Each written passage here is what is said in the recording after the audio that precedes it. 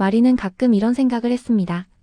내 주민등록 등본에는 아버지랑 칸이 세 줄은 있어야 하는 거 아닌가요? 물론 농담이었는데요. 문제는 이제 그 농담이 진짜일지도 모른다는 정황이 하나둘씩 드러나고 있다는 거였어요.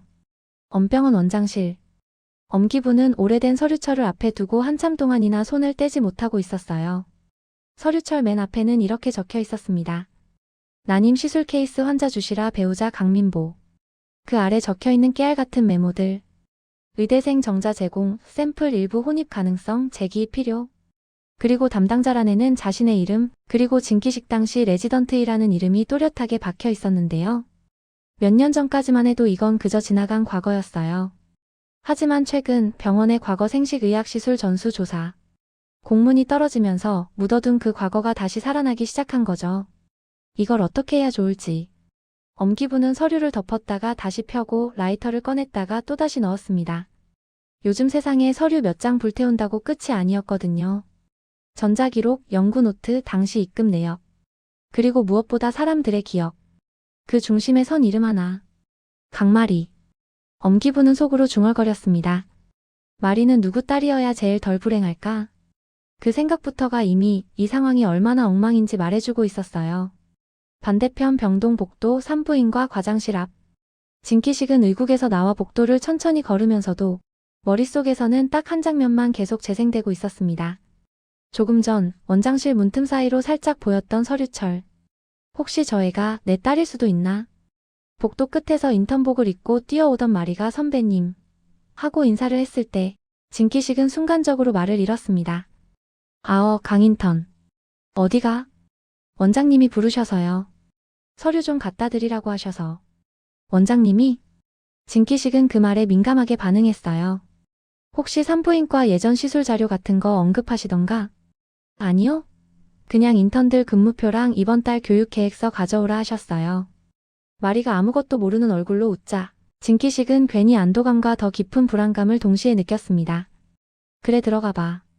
공항에서 캐리어를 바꿔치기 당했던 그날 이후 병원에는 또 다른 변수가 하나 더 들어와 있었는데요. 바로 혈액종양내과 세과장이자 강세의 형인 이풍주. 풍주는 한국에 들어오기 전 스승인 엄기분에게서 잠깐 도와줄 일이 있다는 연락을 받았었어요. 그가 예상한 건 연구 프로젝트 정도였는데 실제로 마주한 건 훨씬 더 개인적이고 훨씬 더 지저분한 일이었죠. 그때 의대생이던 네가 정자 제공했던 그 케이스 기억나니? 엄기분이 조심스럽게 말을 시작했을 때 풍주는 잠깐 말을 잃었습니다. 예, 기억납니다. 엄기분은 담담한 척했지만 목소리가 조금 떨렸습니다. 그 아이가 지금 우리 병원 인턴으로 들어와 있어. 산부인과.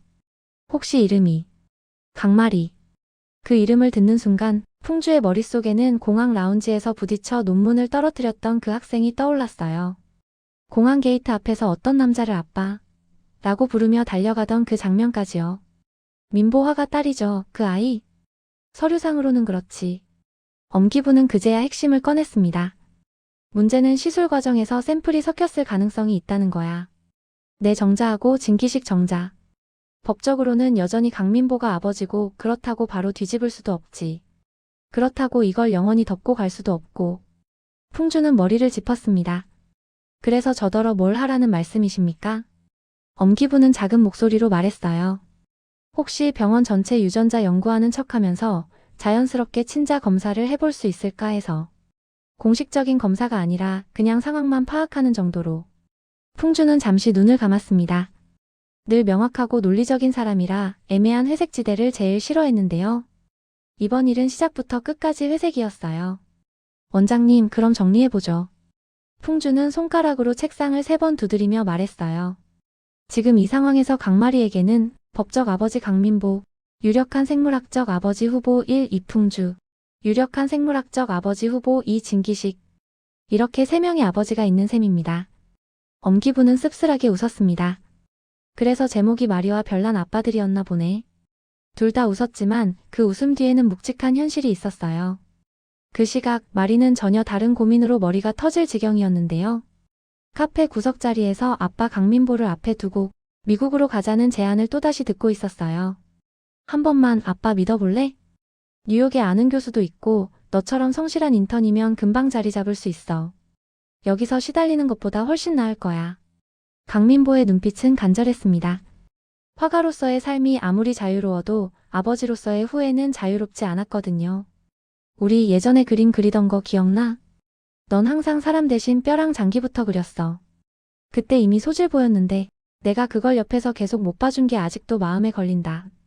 마리는 종이컵을 만지작거리며 고개를 숙였어요. 아빠, 나도 같이 살았으면 좋았겠단 생각을 안 해본 건 아닌데요. 근데 엄마랑 할머니 두고 가는 건 또 다른 문제라서요. 집에서는 또 다른 전쟁이 벌어지고 있었습니다. 주시라는 한 손에는 반지 케이스를, 다른 손에는 강민보 이름이 뜬 휴대폰 화면을 번갈아 보면서 괴로워하고 있었어요. 아이씨, 왜 하필 이 타이밍에 전화가 와. 밖에서는 여전히 마이크 프로포즈 남자가 동네를 돌며 노래를 부르고 있었고 윤순애는 창문을 열고 소리쳤어요. 야, 우리 딸한테서 당장 마이크 내려놔. 그 손으로 딴 여자 손도 잡았을 것 같거든. 집 안으로 들어온 윤순애는 반지를 들고 멍하니 앉아있는 주시라를 보고 혀를 찼어요. 너는 진짜 민보 한 번, 지금 저 양반 한 번, 남자만 있으면 머리가 정지되냐? 그냥 너 혼자 살면 안 되겠냐? 응? 마리는 혼자서도 잘 크잖아. 주시라는 억울해서 소리를 질렀어요. 나도 사람이에요. 나도 누가 좋아해준다고 말해주면 좋단 말이야. 민보는 우리 버리고 도망갔고 엄마는 평생 나 욕만 했고 나보고 평생 엄마 옆에서 아줌마처럼 늙으라는 거야? 그 말이 나오자 윤순애도 잠깐 입을 다물었습니다. 그래도 아무나 잡지 말자는 거지. 그리고 너 지금 가장 큰 문제는 남자도 남잔데 말이야. 마리가 지금 무슨 생각하는지는 봤냐? 너는 왜 항상 내 기분이 먼저냐? 주시라는 그제야 입을 꽉 다물었어요. 얼마 전 병원 인턴실에서 마리 얼굴이 그려진 그림을 보고 화가 머리끝까지 치솟았던 그날이 떠올랐거든요. 마리가 자기 몰래 아빠와 연락하고 있었던 게 분했고 그 화풀이가 결국 마리한테 뺨을 올리는 걸로 터졌던 그날. 이제 와서 돌이켜보면 마리 얼굴보다 먼저 울고 있던 사람은 자기 자신이었어요. 마리가 아빠 따라갈까봐 무서운 거야, 사실은. 주시라는 그 말까지 목 끝까지 올라왔지만 끝내 입 밖으로 내지 못했어요. 그 대신 휴대폰 화면을 꺼버리고 반지 케이스를 닫았습니다. 몰라, 일단. 오늘은 그냥 반지나 어디 처박아놔야겠다. 이 와중에 집안 제일 구석방에서는 또 다른 비밀이 요동치고 있었는데요. 이옥수는 침대 끝에 앉아 아들 강세 방에서 슬쩍 가져온 상자를 손에 쥐고 있었습니다. 강세가 하루 종일 방 안에서 꺼내봤다 닫았다 하던 그 상자. 뚜껑을 여니 낡은 편지들과 오래된 사진들, 그리고 납골당 사진 한 장이 나왔어요. 세아에게로 시작하는 편지들. 세아. 이옥수는 그 이름을 한번 불러보았습니다. 그 이름은 한때 자신이 몰래 품었던 아이의 이름이었고 지금은 강세의 또 다른 이름이 되어버린 상태였죠. 내가 조금만 용기가 있었으면. 지금 우리 집에는 아빠 둘, 아들 둘이 아니라 아빠 하나, 엄마 둘, 아들 셋이 있었을지도 모르지. 이옥수는 쓴웃음을 지었습니다. 자기 역시 누군가에게는 별난 아빠 중 하나였다는 생각이 밀려오고 있었거든요. 그리고 이 모든 혼란의 한가운데에서 마리는 또 하나의 아빠와 마주 앉게 됩니다. 당직 끝나고 병원 옥상에 올라갔을 때 거기에는 예상 밖의 사람이 먼저 나와 있었어요. 혈액종양내과 과장 이풍주. 풍주는 담배 대신 작은 캔커피를 들고 서 있었고 마리가 올라오는 걸 보자 짧게 인사했어요. 강인턴. 야간 근무 끝났어요?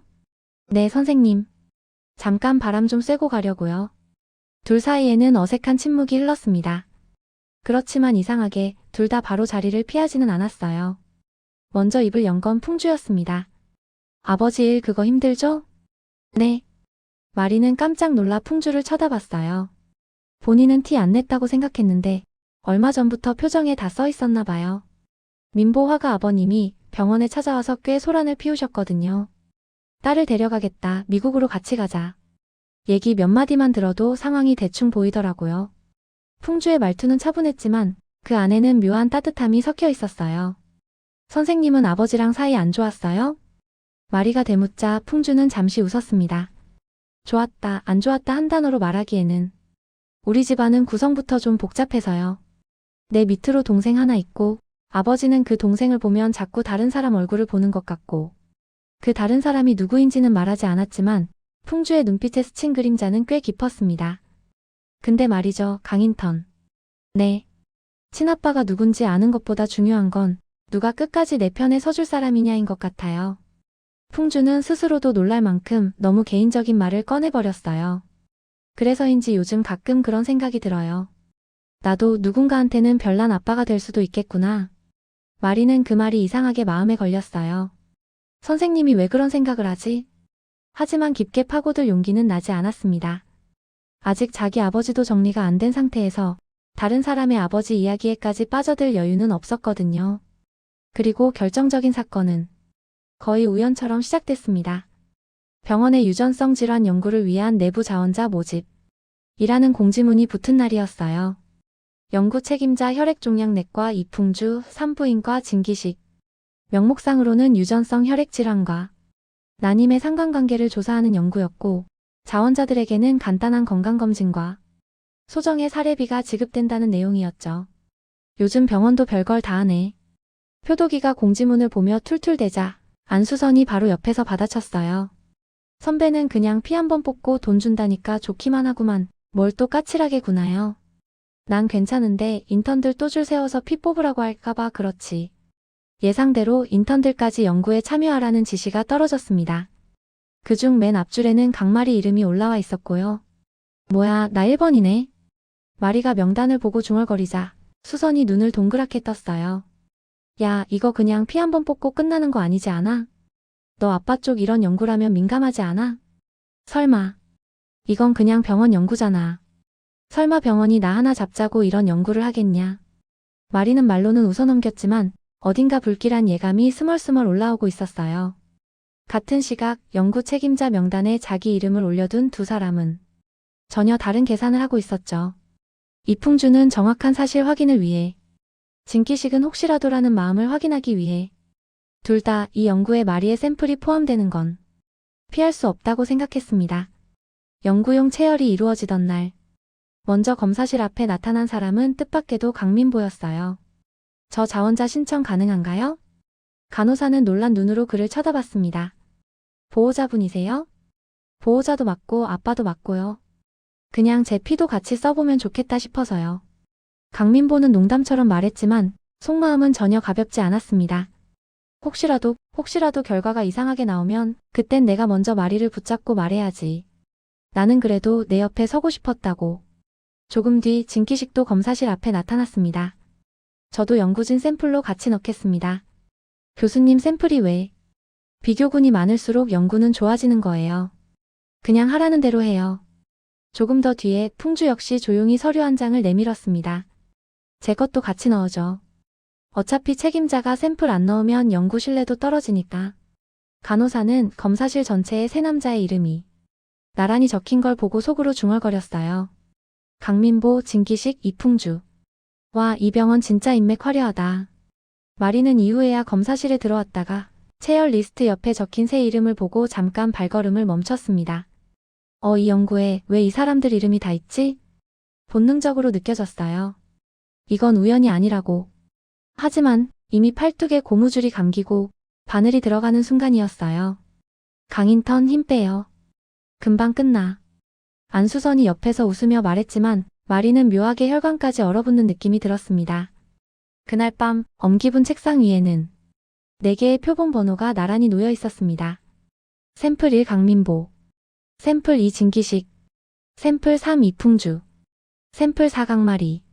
엄기분은 서류를 앞에 두고 머리를 감쌌어요. 내가 이 짓을 왜 시작했을까? 몰랐으면 덜 괴로웠을까? 하지만 동시에 알지 못한 채로 평생을 끌고 가는 것도 또 다른 비극이라는 걸. 의사로서 그리고 한 번 아이를 지켜보지 못한 어른으로서 너무 잘 알고 있었어요. 그래, 최소한 애한테 선택할 기회는 줘야지. 며칠 후 검사가 끝났다는 연락이 왔습니다. 유전자 분석 의뢰 결과 봉투 4개가 원장실 책상 위에 올려졌고 엄기부는 그걸 바라보며 깊게 숨을 들이켰어요. 그때 문을 두드리는 소리가 들렸습니다. 엄원장님, 저 잠깐 들어가도 될까요? 문을 연 사람은 진기식이었어요. 그 뒤로는 풍주가 팔짱을 낀 채 서 있었죠. 엄기부는 순간 봉투 위에 손을 덮었습니다. 이건 아직 누구한테도 보여줄 수 없어. 언젠가는 봐야 합니다, 원장님. 풍주가 조용히 말했어요. 적어도 우리 셋 중 누가 그 아이에게 어떤 책임을 져야 하는지는 알아야 하잖아요. 진기식 역시 고개를 끄덕였습니다. 원장님, 장모님이 저를 사위로 받아들일 때 하신 말 기억하십니까? 뭐라고 했는데? 우리 가족 일에 당신도 이제 반은 책임이 있어. 그 책임이 여기에 있는 것 같아서요. 엄기부는 둘을 번갈아 보며 씁쓸하게 웃었습니다. 그래서 너희는 지금 뭘 바라는 건데? 잠시 침묵이 흘렀고 제일 먼저 입을 연 건 풍주였습니다. 전 결과가 어떻든 그 아이에게 거짓말만 안 했으면 좋겠어요. 내가 아버지가 아니라면 그걸 받아들이겠고요. 아버지가 맞으면 그때부터는 도망치지 않고 책임질 겁니다. 진기식도 뒤이어 말했어요. 저도 비슷합니다. 다만 제가 아버지가 아니어도 제가 저지른 일에 대해서는 사과할 생각입니다. 돈 받고 샘플 줬던 그날부터 저는 이 판에서 이미 빠질 수 없는 사람이 된 거니까요. 엄기부는 마지막으로 조용히 중얼거렸습니다. 민보는 지금이라도 괜찮을까? 자기가 지키려고 했던 부녀 관계가 수학 문제처럼 숫자가 바뀌어 버릴지도 모르는 이 상황을 그 시각 병원 옥상에서는 또 다른 아빠가 아주 다른 방식으로 고백을 준비하고 있었어요. 강세는 상자 속 편지를 다시 한번 읽고 주머니에 넣은 뒤 마리에게 전화를 걸었습니다. 선배. 마리씨, 오늘 밤에 잠깐 시간 돼요? 오늘이요? 왜요? 강세는 잠시 숨을 고르고 말했어요. 그냥 나도 내 별난 아빠 얘기 좀 해주고 싶어서요. 마리는 그 말이 묘하게 마음에 닿았습니다. 자기만 아빠 문제로 흔들리는 줄 알았는데 선배도 자기만의 복잡한 아빠를 안고 있다는 사실이 왠지 모르게 덜 외롭게 느껴졌거든요. 좋아요. 그럼 오늘은 서로 아빠 자랑이나 해볼까요? 자랑이 될지 폭로가 될지는 만나보고 결정하죠. 둘은 그렇게 웃으며 전화를 끊었지만 각자 마음속에서는 꽤 진지한 결심이 조금씩 자리를 잡고 있었어요. 그리고 드디어 유전자 검사 결과 봉투를 열어야 하는 날이 찾아왔습니다. 원장실 안에는 엄기분, 진기식, 이풍주가 둘러앉아 있었고 밖에는 이상한 낌새를 눈치챈 윤순애와 주시라 그리고 강민보까지 복도에 엉성하게 모여 있었어요. 엄마, 우리 여기서 이러고 있어도 되는 거야? 야, 저기서 뭔 일 벌어지는지 모르겠냐? 원장실에 남자 셋이 앉아 있다. 그중 둘은 우리 집이랑 피로 얽혀 있고 하나는 돈으로 얽혀 있고 이건 100% 사고야. 윤순애의 촉은 평소처럼 틀리지 않았습니다. 그때 뒤늦게 달려온 마리가 그들 뒤에서 숨을 헐떡이며 물었어요. 엄마, 할머니, 다들 여기서 뭐해요? 복도 끝 원장실 문틈 사이로 마리의 이름이 적힌 봉투 하나가 살짝 보이고 있었습니다. 유전자 분석 결과 피검자 강마리. 엄기부는 봉투 가장자리를 잡고 깊게 숨을 들이켰어요. 열기 전에 마지막으로 묻자. 엄기분이 고개를 들며 세 남자를 번갈아 봤습니다. 결과가 어떻게 나오든 너희 셋 중 어느 누구도 난 몰랐다고 도망치는 거 허용하지 않을 거야. 강민보는 손을 꼭 쥐고 말했습니다. 네. 전 이미 마음 정리했습니다. 피 한 방울 안 섞였다고 해도 저한텐 마리가 딸입니다. 진기식은 침을 삼키고 고개를 끄덕였어요. 저도 결과가 어떻게 나오든 제가 억울하다고 말할 자격은 없다는 거 알고 있습니다. 풍주는 짧게 그러나 단단하게 말했습니다. 전 진실을 알고 싶습니다. 그게 누구에게 상처가 되든 거짓을 유지하는 것보단 낫다고 믿으니까요. 엄기부는 마지막으로 한 번 더 숨을 쉬고 봉투를 서서히 찢기 시작했습니다. 바로 그 순간 밖에서 기다리던 마리가 참다 못해 문을 벌컥 열어버렸어요. 잠깐만요. 그 봉투 저도 같이 봐야 하는 거 아니에요? 원장실 안에 있던 모든 시선이 한꺼번에 마리에게로 쏠렸습니다. 강민보의 눈에도 진기식의 눈에도 이풍주의 눈에도 각기 다른 죄책감과 애정 그리고 두려움이 뒤섞여 있었어요. 엄기부는 찢던 봉투를 멈추고 조용히 물었습니다. 마리아, 너 정말 이 결과를 알고 싶니? 마리는 잠깐 눈을 감았다가 떠보았습니다. 어릴 적 아빠와 그렸던 그림들, 엄마와 싸우던 밤, 할머니의 거친 손, 편의점에서 자신을 끌어올리던 강세의 팔, 이모부 진기식이 건네던 따뜻한 커피, 까칠한 풍주의 엉뚱한 조언, 그리고 지금 이 순간 자기 이름이 적힌 봉투 하나. 그 모든 장면이 한꺼번에 머릿속을 스쳐 지나갔어요. 네. 마리는 또렷하게 대답했습니다. 아빠가 셋이든 넷이든 누가 진짜든 가짜든 이제는 제가 선택하고 싶어요. 누굴 미워할지 말고 누굴 아빠라고 부를지. 엄기분의 손이 다시 봉투 위로 올라갔습니다. 복도 밖에서는 윤순애가 숨을 죽이고 있었고 주시라는 고개를 떨군 채 손등만 움켜쥐었어요. 강민보는 두 눈을 질끈 감았습니다. 그리고 그 순간 화면은 봉투가 완전히 열리기 직전 바로 그 지점에서 멈추는 듯한 긴장감으로 모든 사람의 숨을 붙잡아 버렸습니다. 마리와 그 곁을 둘러싸고 있는 별난 3명의 아빠들. 이제 곧 이들 사이에 숨겨진 진실이 드러나려는 바로 그 순간이었는데요. 그 결과가 무엇이든 한 가지는 분명했습니다. 이날 이후로 마리는 더 이상 아빠가 하나인 아이로는 살 수 없게 된다는 거였어요. 그리고 각자 다른 상처와 후회를 안고 있는 3명의 아빠들 역시 다시는 예전으로 돌아갈 수 없게 된다는 사실도요. 다음은 그들이 어떤 식으로 별난 아빠라는 이름을 스스로 선택하게 되는지의 이야기로 이어지게 될 테고요.